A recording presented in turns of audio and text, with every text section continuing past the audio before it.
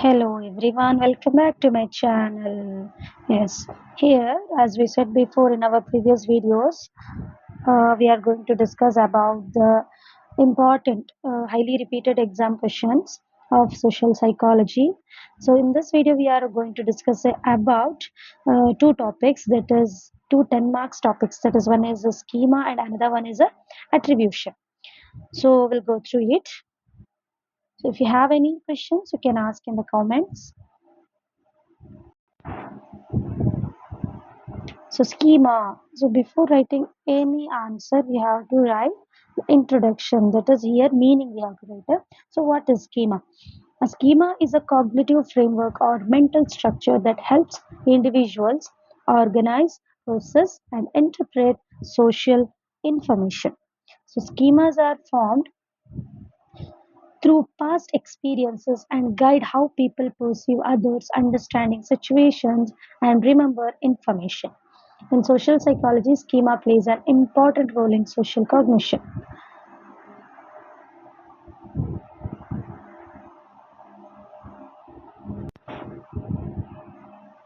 So this is about our mental structure. Okay, so this is this schemas are we are collecting from each and every individuals.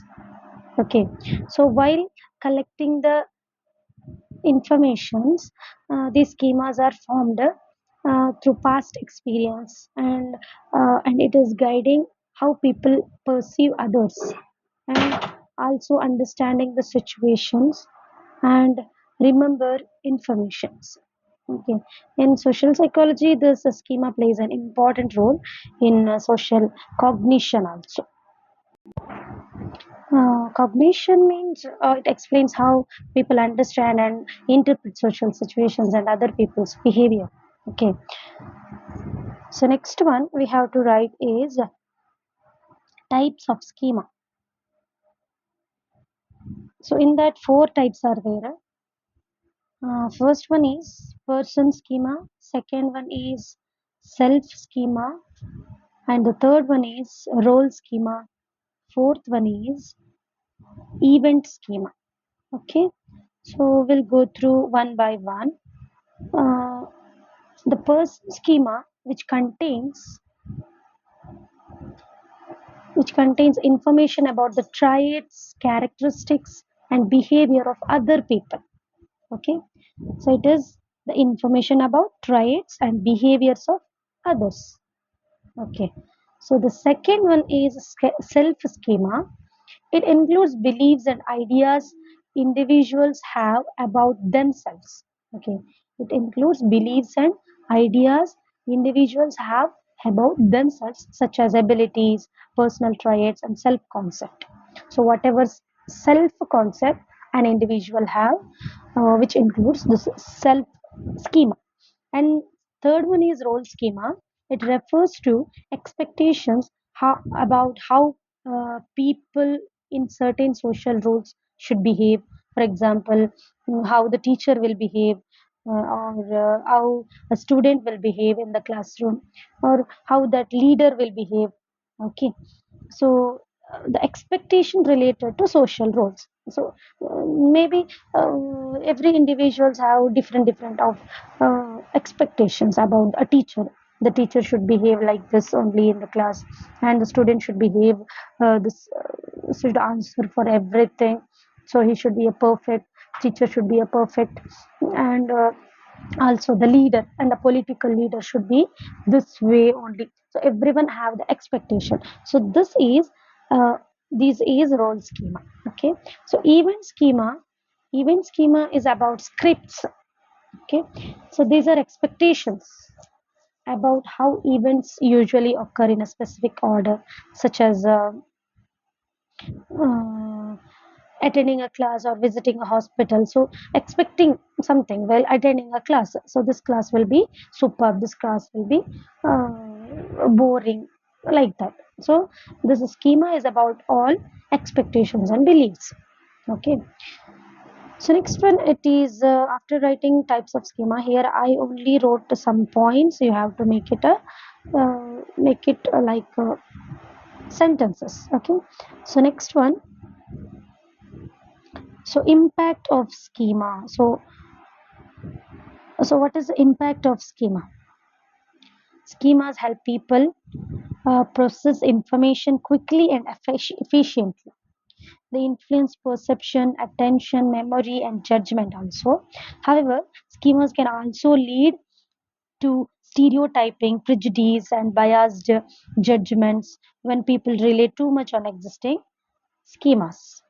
Okay, so these schemas help people to process information quickly and efficiently, and also they influence perceptions, attention, memory, and judgment. However, schemas can also lead to stereotyping, prejudice, and biased judgments.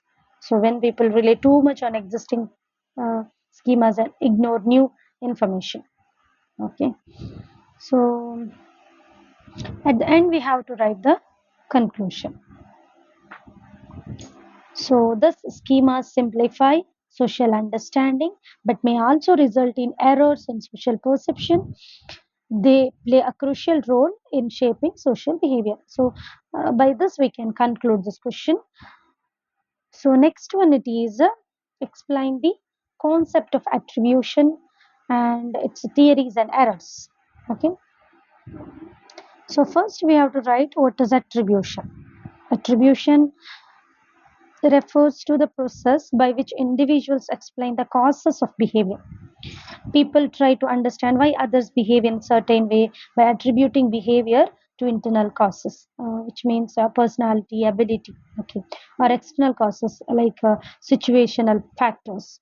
Okay, why these people are behaving like this? So that is attribution. So attribution refers to the process by which individuals explain the causes of behavior. So people are trying to understand why that particular man is behaving rudely. So there may be internal causes and also external causes. Internal causes like it may be his personality. So that is only his ability. Okay. So external causes like situational factors like maybe something happened in his life so that he is behaving like this. Okay. So this is about attribution. So we have to write the introduction first, and next it is about theories. So total two theories are there on attribution. So first one is a correspondent inference theory, and the second one is a uh, covariation model. Okay, covariation model theory. So in that, first one is correspondent inference theory is proposed by Johnson Davis,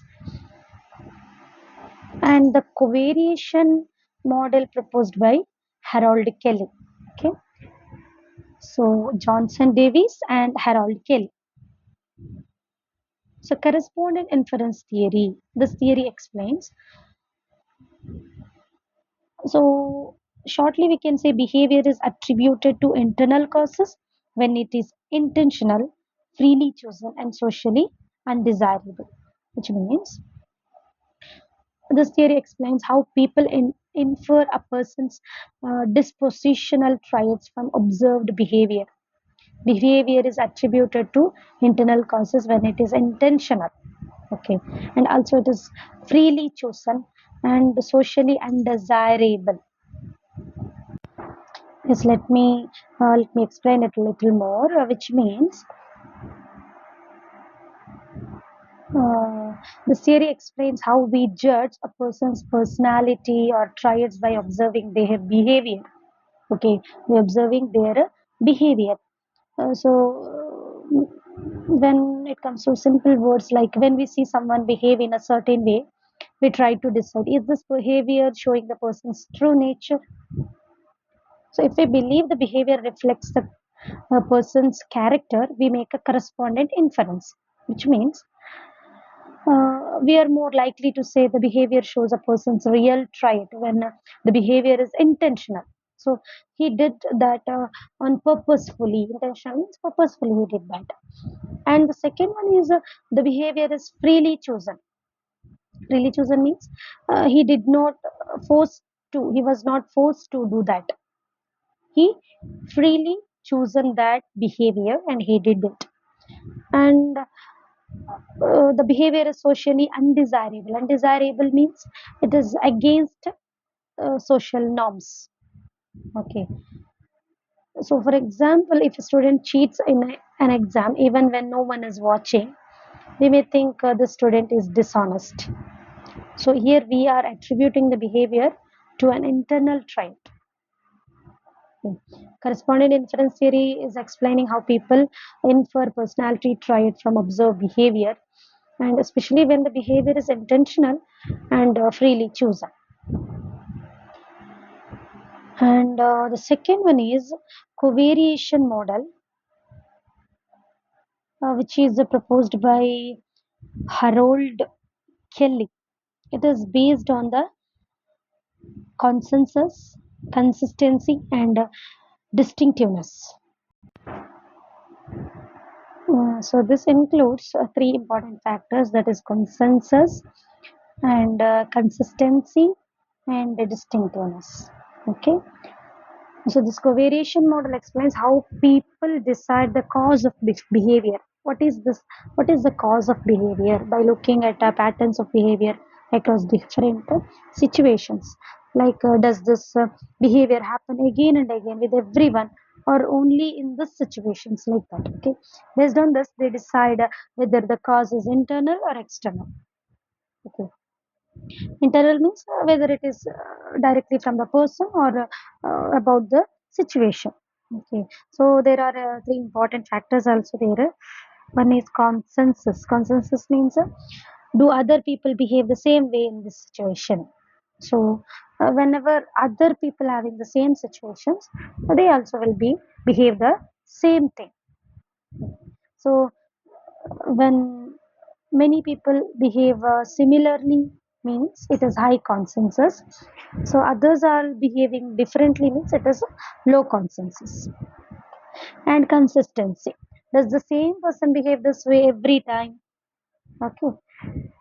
Which means so this behavior is occurring repeatedly, that is high consistency, and this behavior is occurring rarely, then it is a low consistency.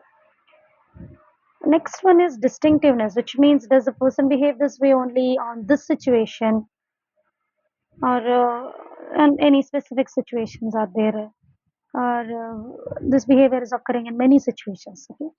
So if it is in a specific situation, then it is high distinctiveness, and if it is occurring in many situations, which means low distinctiveness. Example: a student fails in an exam. Okay, consensus, we can say many students failed, means we can say it is a high consensus. So consistency, in case of consistency factor, students usually fails this in the subject. The student is, is usually fails in the subject, means it is a high consistency. Then distinctiveness means the students passes other subject, but failed in this. The distinctiveness is high. So cause is attributed to the exam difficulty. So that is external cause. It is not by student. Okay. So conclusion, what we can say for this problem: the covariation model explains attribution by comparing behavior across people, situations, and time. Okay. So this is about the theories of attribution. And next one is errors and bias in attribution. Okay. So what are the errors and bias? So fundamental attribution error, actor observer bias, self self-serving bias. So these bias influence social judgment and perception. So this errors and bias is in attribution refers to the mistakes people make while explaining the causes of behavior. Instead of judging behavior accurately, people are often influenced by personal beliefs, expectations, and situations. Okay, so this is the errors and bias. So first one, what I told is the fundamental attribution error.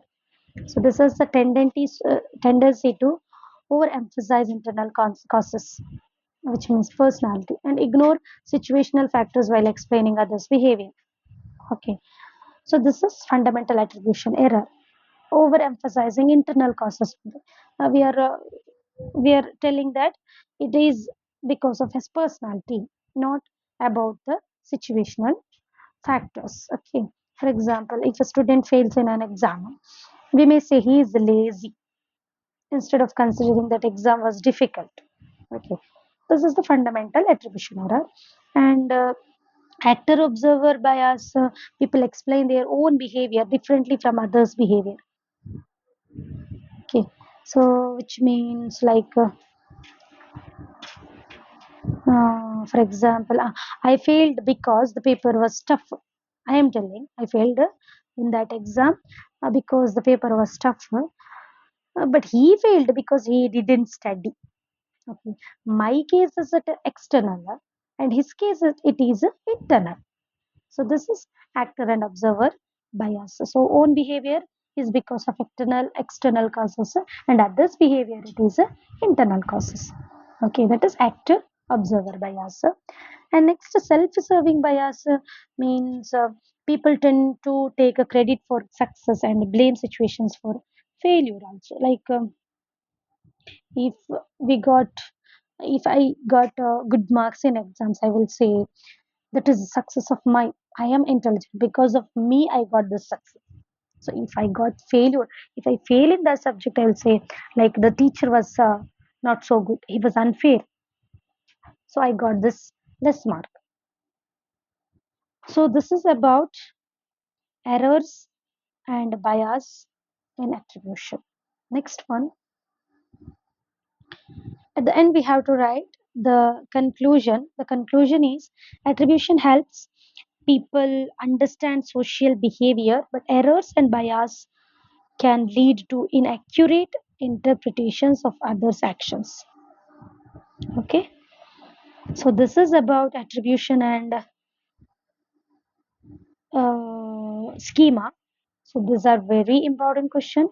Please learn correctly and write it correctly in the exams. And also, for more solved questions, keep supporting me, share my channel, and also subscribe, like, comment your questions. So which question you want answer, let me explain that questions. So do support guys, type your questions in the comment. Till then, bye bye.